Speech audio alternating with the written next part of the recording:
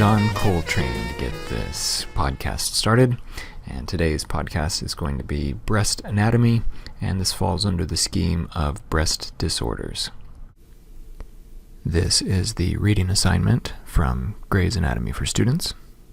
These are the learning objectives, and I think they're fairly straightforward, so we'll go ahead and move on to this, which is the scheme. So in this slide I've modified the scheme in order to get all of the nodes and branch points onto one slide. So this is really to bring across the point that the breast anatomy is relevant to all of the breast disorder schemes. For instance, if we were going to talk about lumps, then you have to understand the normal components of breast tissue. And if we're going to talk about the pain branch point and its nodes underneath it, then you have to understand the innervation to the anterior chest wall and to the breasts specifically. And when we're talking about the discharge node on the breast disorders scheme, then it's important to understand the glandular tissue and the lactiferous duct anatomy. So let's get started here with the skeletal framework, and again we'll obviously see the ribs and with the connection points for the pectoralis minor and overlying pectoralis minor we have pectoralis major. And when we talk about the female breast, most of the breast tissue will overlie pectoralis major, but also the inferior lateral quadrant will usually overlie serratus anterior, which we see down here.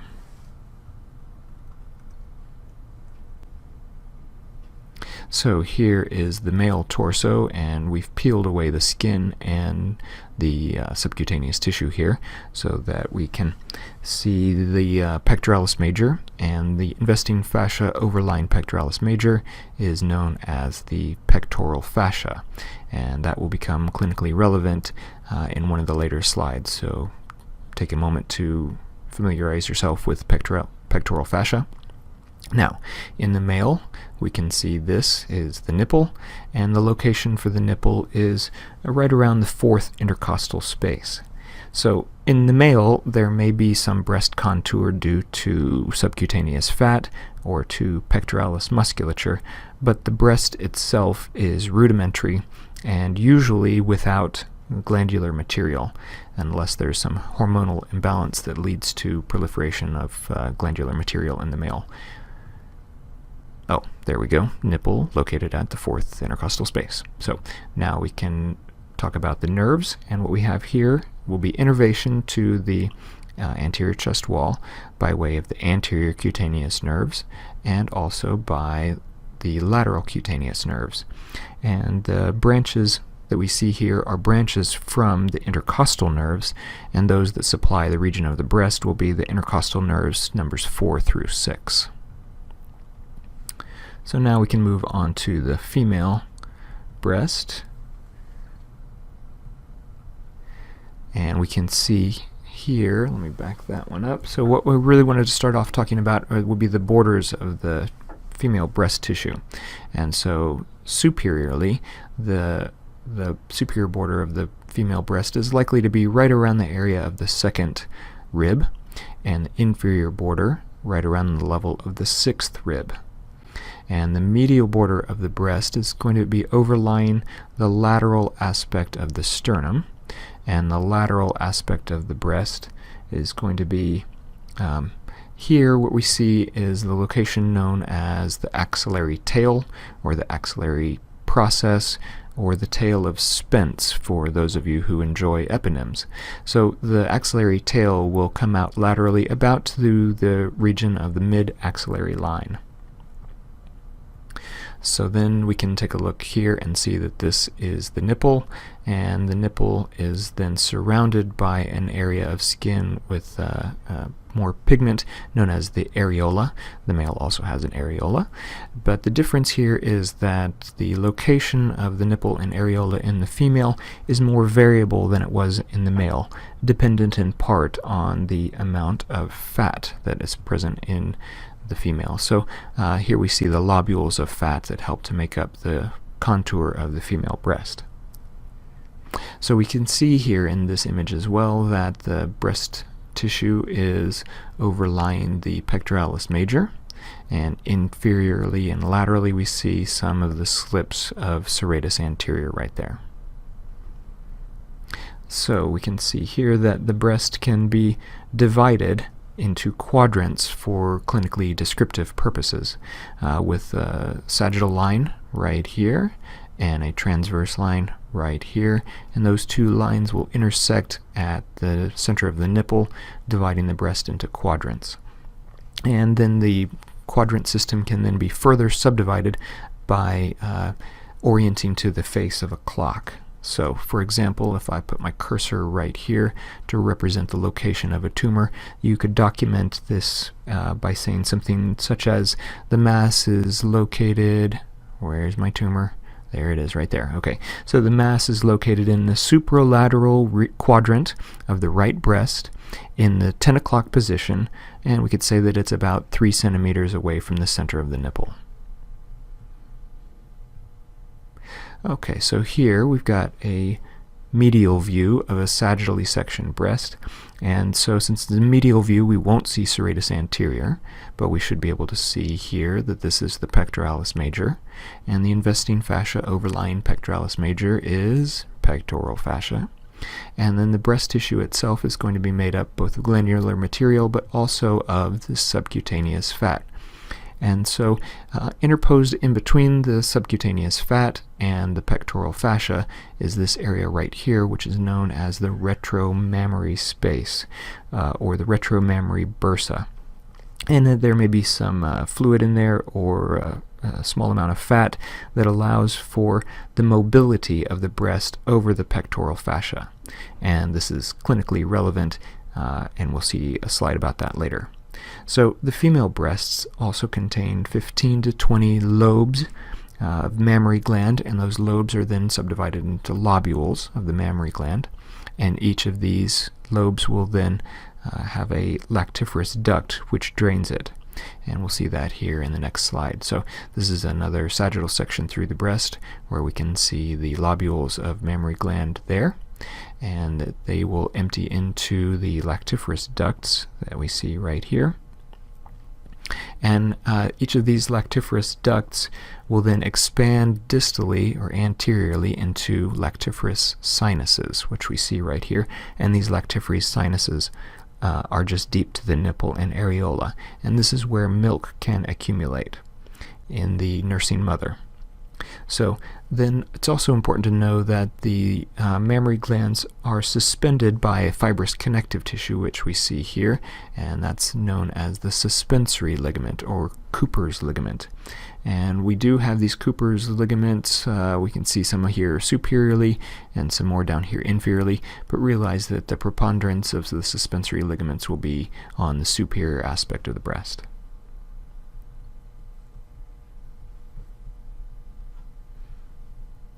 So here's another view. The view down here is very similar to the one we just saw. These drawings are from Netter's atlas, and I also wanted to show you this view up here, so it's more of an anterior view with the lateral aspect of the breast dissected away, so you can see some of the lobules of fat overlying the pectoralis major. You can see again some of the mammary glands and the lactiferous ducts as they widen into the lactiferous sinuses here, and you can also see bits of the fibrous connective tissue which is continuous up to the dermis of the skin as the suspensory ligaments. Which brings us to the next slide, which is about the blood supply to the breast. And so from the subclavian artery, which we see up here, the subclavian artery gives rise to the internal thoracic artery. Now, if you look at some old texts, you'll see that this artery used to be known as the internal mammary artery. It's the same as the internal thoracic artery, but we can see now that it's obviously going to be important for blood supply to the breast. So that one's from the subclavian artery, and from the axillary artery we have the lateral thoracic artery, which we see over here, and then also supplying the lateral and inferior aspects of the breast will be the posterior intercostal arteries. So we want to take a look at this next slide to see how blood gets to that posterior intercostal artery. So here we have the aorta, and the aorta will then give rise to the posterior intercostal arteries at each segmental level. And then there's a little branch right here. It's not labeled, but this branch is called the lateral cutaneous branch, and that swings anteriorly to supply the lateral breast, and then anastomoses with the internal thoracic artery that we see here. So we see that we have a corollary blood supply to the breast. Okay, so thankfully, this is one of the cases when the venous drainage of the breast will parallel the arteries that we just talked about. And also, happily, these veins are named very similar to the arteries that we just talked about. So we have an internal thoracic vein, a lateral thoracic vein, and posterior intercostal veins as well.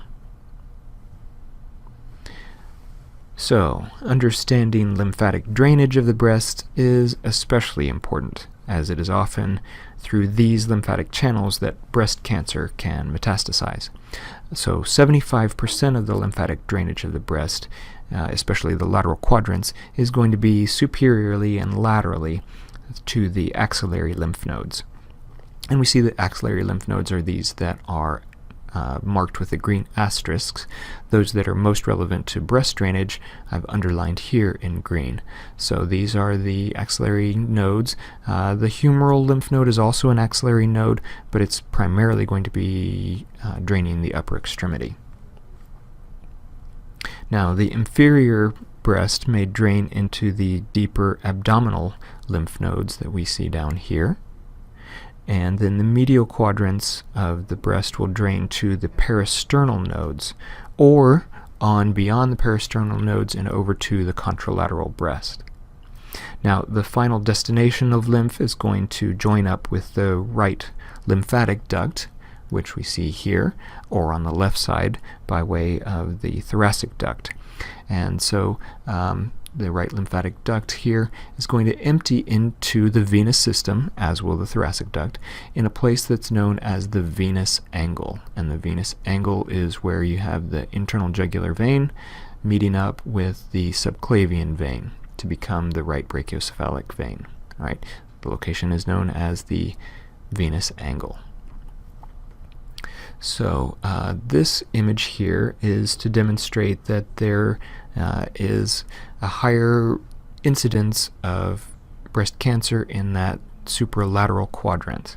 So this is a breakdown of breast cancers by each of the quadrants.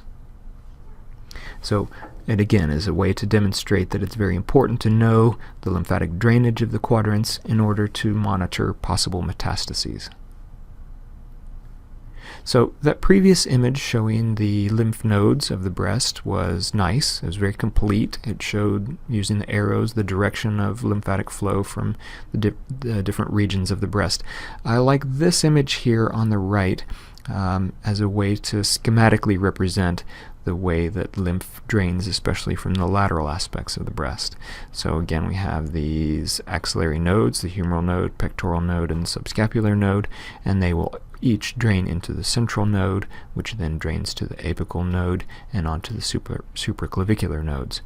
And depending on if it's the right or the left side, it's then going to empty into either the right or the left venous angle. And here on the left we get to see that, where we have the right venous angle accepting lymph from the right lymphatic duct, and the thoracic duct will empty into the left venous angle. So this next slide is going to talk about some of the changes that may be seen with breast cancer.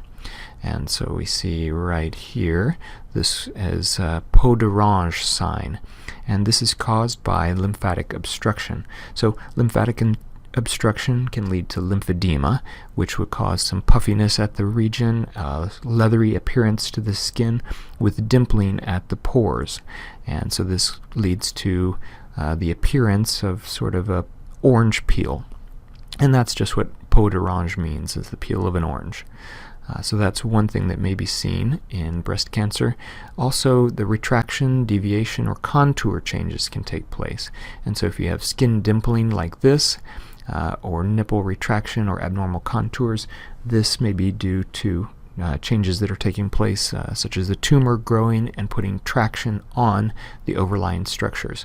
So with the skin dimpling, it may be that the tumor is then putting traction on those suspensory ligaments, and if you see nipple retraction or deviation, it may be that the tumor is putting traction on the lactiferous ducts.